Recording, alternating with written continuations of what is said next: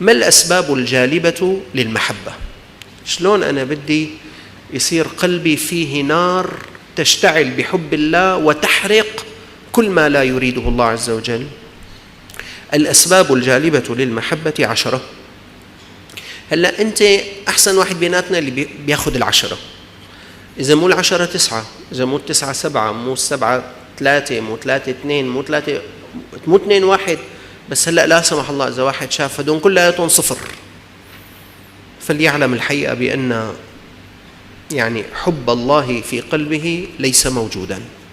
هو بيصلي نعم، بيصوم نعم، بيحضر دروس نعم، بس ناشف. هلأ في مؤمنون الحقيقة بيصوم رمضان بس ناشف، ما في ولا ذرة حب. بيصلي نعم بس ناشف، ما في ولا ذرة حب. بيصلي بس هلأ إذا راح على مؤتمر وقالوا له هلأ أجلنا الصلاة، بلا الصلاة. إذا كان قاعد مع رفقاته عم يضحكوا ويلعبوا وصار وقت صلاة، بيقول لك هلأ بعدين بنساوي. هو في صلاة في صوم بس ما في حب. هلأ أفضلنا يا إخوان من اجتمعت فيه هذه 10. مطلوب إليك أنت أن تعزز هذا الحب في قلبك باستعمال هذه 10 حتى تصير من جماعة الذين يباهي الله تعالى بهم خلقه ويقول والذين آمنوا أشد حبا لله. الأسباب الجالبة للمحبة 10. أولها قراءة القرآن بالتدبر والتفهم لمعانيه. من أحب أن يكلم ربه فليقرأ القرآن. جلوسك مع القرآن الكريم، تفهمك لمعاني القرآن الكريم، تدبرك لمعاني القرآن الكريم، طيلة جلوسك مع كلام رب العالمين يصير لك به أنس بحضرة الله عز وجل. بتصير بتستمتع بالقرآن الكريم، بتصير ترتاح للقرآن الكريم، تطرب لكلام حبيبك. سيدنا عثمان بن عفان قال لو طهرت قلوبنا لما شبعنا من كلام ربنا. في أناس بيناتكم يا أخوان الحمد لله رجالا ونساء يرتاحون للقرآن، يطربون للقرآن، فرحهم مع القرآن. هو عم يقرأ القرآن تلاقيه يبكي، هو عم يقرأ القرآن يضحك، هو عم يقرأ القرآن الكريم يطمئن قلبه، هو عم يقرأ القرآن الكريم تتسع مدارك عقله. بس هذا مو بيوم واحد، بدك مرة فمرة حتى يصير لك أنس بالقرآن الكريم، راحة بالقرآن الكريم. أخبرتكم عن واحد من الأخوة كان يشتغل بحفظ القرآن الكريم، بيته بالقصور، يسمع القرآن الكريم بالشيخ محدين. قال لي بقيت 6 سنوات كل يوم أصلي الفجر بجامع الشيخ محدين، لا في تاكسي ولا في سرفيس ولا في باص ولا في مسكليت، ماشي من القصور للشيخ محدين كل يوم 6 سنوات. هلأ أورثه الله في قلبه صلة عجيبة مع القرآن الكريم. إذا زعل وبده يرتاح بيقرأ القرآن، إذا افتقر وانهم وبده يذهب عن قلبه الهم بيقرأ القرآن، إذا تضايق بده يرتاح بيقرأ القرآن. فالقرآن أنسه، والقرآن رفيقه، والقرآن يذهب همه وحزنه. بس هذا دافع حق الرجل. لذلك يا شباب يا رجال، واحد من الأخوة جاء إلى المسجد، نحن عندنا دورة يشفعان. بالمناسبة يا أخوان نحن صرنا متفقين، أنا يعني أسعى، نسأل الله عز وجل أن يتقبل منا جميعا أنه نمشي مع بعضنا البعض. أنا ما بيهون علي ولا واحد بيناتكم رجلا كان أو امرأة يبقى أرضا والآخرون يعني يحلقون. لما عم نجي نقول والله نحن بدنا نقرأ 10,000 حديث عن النبي صلى الله عليه وسلم، كلنا بدنا نقرأ. هلأ صار قريب شيء 400 أخ قرأوا وأخت، منيح، بس لسه بقيان عنا شي 200 واحد، ما لنا تاركينكم أبدا، بدك تمشي معنا، يعني كلنا بدنا نطلع سوا. ما معقول كل من حولك عم يطلع وانت واقف في أرضك. لما عم نجي نقول بدنا نتقن قراءة القرآن الكريم، نحن الله أكرمنا بدورة في المسجد اسمها دورة يشفعان من رمضان، مو هذا الماضي اللي قبله. الحمد لله الأخوة قريب 400 أخ موجودين معنا، مع الأخوات كمان موجودين مع النساء. طيب هلأ الحمد لله في أخوة جاءوا 0 بالقرآن، كانوا يعني في فحص مستوى هو وقراءته القرآن فحصوه طلع 0 وحطوه بالمستوى 0، ما في مشكلة.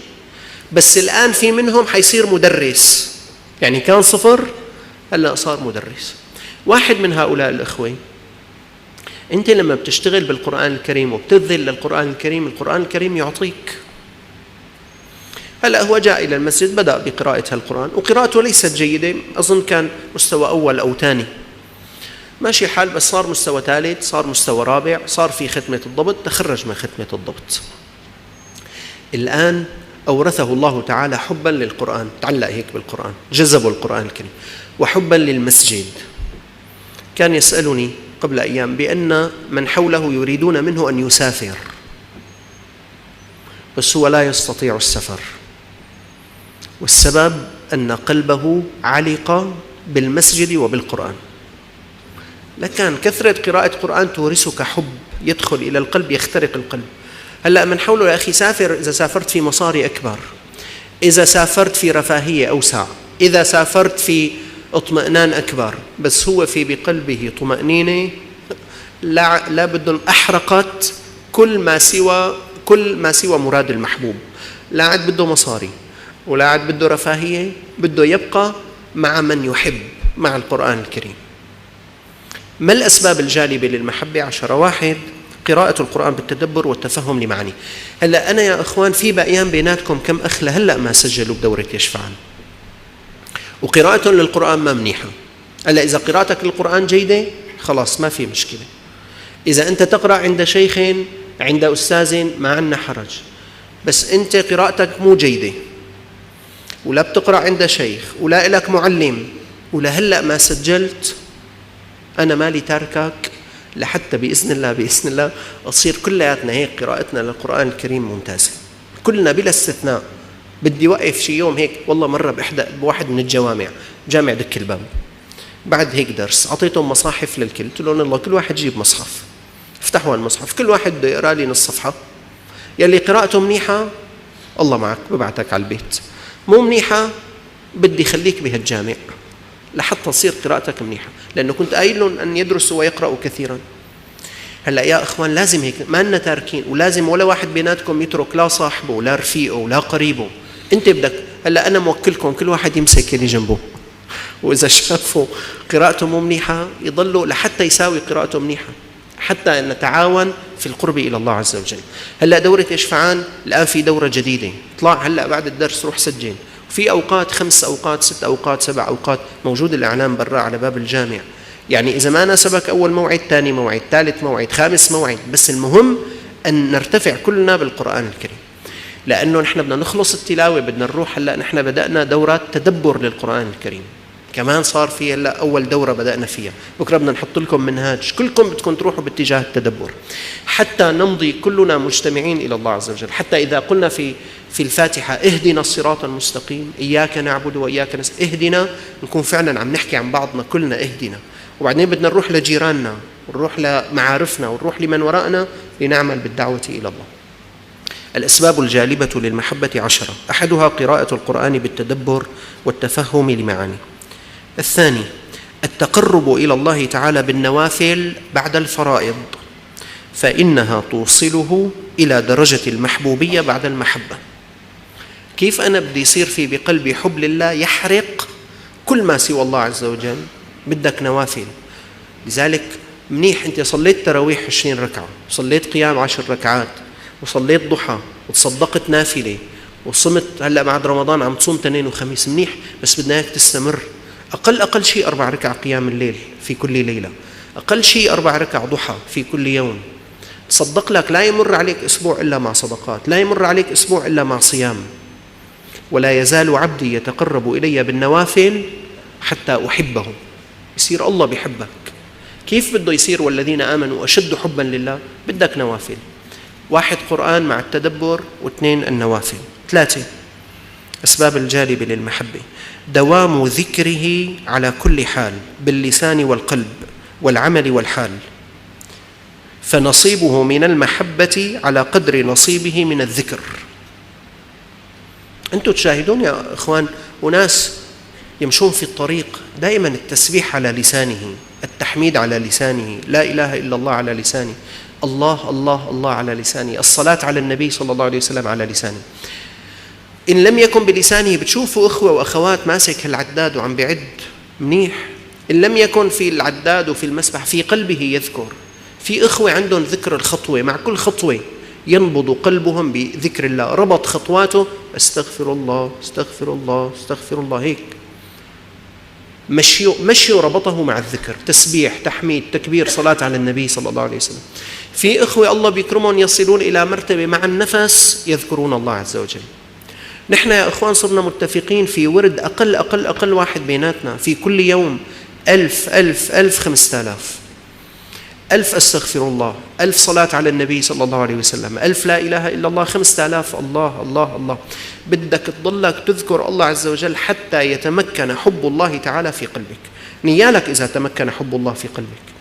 لما بيتمكن حب الله في قلبك يا أخ الله وكيلك بتصير تطير إلى مرضاته طيرانا وأنت مسرور. والله يعطيك أشياء لا تخطر لك على بال. والله بتصير إذا صليت ذقت طعم الصلاة، إذا صمت ذقت طعم الصيام. واحد من الإخوة قال لي والله يا أستاذ في رمضان مو يوم أياما، قال لي والله في داخل النهار أذوق في طعم فمي حلاوة. قلت له لا تقوم آكل شيء، عم تأكل شيء بنهار رمضان؟ ما عم يأكل، بس الحب الذي ملأ قلبه صار يتذوق. هو الصيام يا رجل له طعمه، عرفت؟ صار يتذوق حلاوة هذا الصيام. هي حلاوة غير حلاوة العسل وحلاوة الموز وحلاوة الكرز وحلاوة الفريز. حلاوة حب الله عز وجل لما بتصير في قلبك تنعكس على كل جوارحك. كيف بدك توصل للمحبة؟ الأسباب الجالبة للمحبة: قراءة القرآن بالتدبر، التقرب إلى الله بالنوافل، دوام ذكر الله على كل حال. 4 إيثار محابه على محابك عند غلبات الهوى. تدرب لما أنت بتكون ماشي بالطريق فتمر فتاة نفسك تريد أن تدعوك إلى النظر إليها وربك يمنعك، آثر محاب الله على محابك. النظرة سهم من سهام إبليس مسموم، من تركها مخافة الله أورثه الله حلاوة يجدها في قلبه. حلاوة محبة الله عز وجل. يعرض عليك مال حرام، أنا متأكد يا إخوان يا رجال كلكم، أنا مرارا ما بيجيني، أنا شفت متى ما صار الواحد عمره 25 26 27 يعرض عليه الفحص بالمال الحرام. سبحان الله والله أعلم. أنا تتبعت كيف بتصير الامتحانات من الله عز وجل. هلأ ابن 14 سنة 15 سنة 16 سنة هذا امتحانه ببر الوالدين. أمه بتقول له لا، هو بده يقول إيه؟ امتحانه أن يؤثر محب الله على محبه. بصير عمره 17 18 16 20 بصير فحص تبعه النظر إلى الحرام، نفسه تتشوف وتطلع إلى متابعة الحرام. بصير عمره 25 26 27 بصير الفحص تبعه بالمال الحرام. أخي بدنا نشتغل، صحت لي شغل. مهندس معماري جاء إلي ليقول يا أستاذ أنا معروض علي، يعني يعرض علي أعمال من جملتهم فنادق، والفنادق 5 نجوم بقلب منها في بارات، مسموح أنا خطيت للبار؟ الجواب لا. هلأ أنا وياكم بنقول لا، يعني عادي، بس هو هداك اللي عم بدور على الشغل وإجا هذا الشغل. يا أخي صعب يقول لا. شو بده يقول لا يا أخي؟ وبده يأكل وبده يشرب، وصلا هو مسافر برات البلد وهذا الشغل دوبه إجا شغل وصل له ما بعرف قديش بدون شغل. ويتصل فيني أخ تاني أو يراسلني أخ تاني إنه أخي أنا ما صح لي شغل غير بمطعم، والمطعم بيقدم لحم خنزير وبيقدم مسكرات، معلش أنا بس والله ما بشرب والله ما باكل. هيك متى ما صار عمره 25 26 27 بيصير الفحص بالمال الحرام. وهكذا أنت كلما ترقيت يشتد الامتحان عليك. بس عندما تؤثر محاب الله على محبك الله يورثك محبة في قلبك. 5 مطالعة القلب لأسمائه وصفاته ومشاهدتها ومعرفتها وتقلبه في رياض هذه المعرفة ومبادئها. يعني أنت طالع هيك في قلبك معنى اسم اللطيف. يا أخوان جل الله عز وجل اللطيف. كل سنة بينزل إلى الأرض ملايين الأطنان من الأمطار ماء، لو الله نزلهم كتلة واحدة هيك على رأس العباد لهلكوا. إذا أنت بتحصي والدك من وقت ما صار عمره 14 سنة لوقت ما صار عمره 75 سنة قديش إجا رزق؟ بيطلعوا ملايين الملايين. طيب لو الله بعت لهم ياهن لأبوك هدوني لما صار عمره 14 سنة الله بعت له شي 100 مليون، وبعدين خلاص قطع كل شيء عنه. بس لا، اللطيف هو الذي يرسل لك رزقك شيئا فشيئا، لأنه بيعرفك بتبعزق وبتروحون وما بتعرف مصلحتك، يقوم بينزل لك إياهم شوي شوي. لو الله عز وجل جعل الحمل اليوم المرأة بتحمل بكرة بدها تلد، شيء عجيب، لكن اللطيف تلطف بعباده. يا إخوان، من طالع اسم الله تعالى اللطيف ذاب خجلا من حضرة الله عز وجل. كم من مرة تلطف الله بك من أذى أن يصيبك فارتفع، كم من مرة تلطف الله بأولادك، تلطف الله بزوجتك. لا، واللطيف مثلا لما بده ينزل المطر أول شيء بيغيم لك السماء شوي شوي، بعدين بينزل لك بخات خفيفة مشان إذا واحدة نشر الغسيل تضبهم، لأنه لطيف بلا ما يتجأجأوا الغسيلات. بس هي إذا ما بدور على مصلحتها بتشتشوا الغسيلات، ويلي ماشي فارد بسطة كمان بيضبها هيك على جنب، لأن الله عز وجل لطيف. إذا تفكرت باسم الكريم، إذا تفكرت باسم الخالق البارئ المصور، والله عجيب هذا الجسم الذي بين يديك. أنا أقول يا أخوان، الله خالق لكم الجسم تبعكم مع الصيانة تبعه. بالله عليك اللي أنو ماكينة بتشتغل 70 سنة وما بتحتاج أنه لا نفك شيء من قلبها ولا نزيت. شو هالجسم 70 سنة يا رجل؟ عينك عم تشتغل، إذنك عم تشتغل، أسنانك عم يشتغلوا، قلبك يعمل، رئتينك تعمل، عظامك تعمل. شو هالماكينة 70 سنة؟ حديد كان فرط. لكن اللطيف، لكن الخالق البارئ المصور. فمطالعة القلب لأسماء الله تعالى وصفاته تزيد محبة الله عز وجل في قلبك. 6، مشاهدة بره وإحسانه وآلائه ونعمه الظاهرة والباطنة داعية إلى محبته. شوف النعم اللي الله مغرقك فيها بينما حرم غيرك من كثير. والله يا إخوان، أظن صرتوا كلكم تستشعروا نعمة لما أنت الصبح بتفتح حنفية المي بينزل مي. يا لطيف، تعالي هي شغلة كتير كبيرة. تتذكروا قبل كم شهر لما تحملوا أناني وتمشوا بالطريق، تتذكروا تنزلوا على الوظيفة وعلى المحل كل واحد بإيده بدون، وكل واحد بسيارته كم بدون. تذكروا تتصلوا بالسيارة شان الله تعالوا عبونا هون، وهون سمحوا لهم يفوتوا وهم ما سمحوا لهم يفوتوا، وهون نزل لمدري مين تحاكيهم. هلا أنت صرت تفتح حنفية هيك في مي، هي المي. قل أرأيتم إن أصبح ماؤكم غورا فمن يأتيكم بماء معين؟ الله رب العالمين.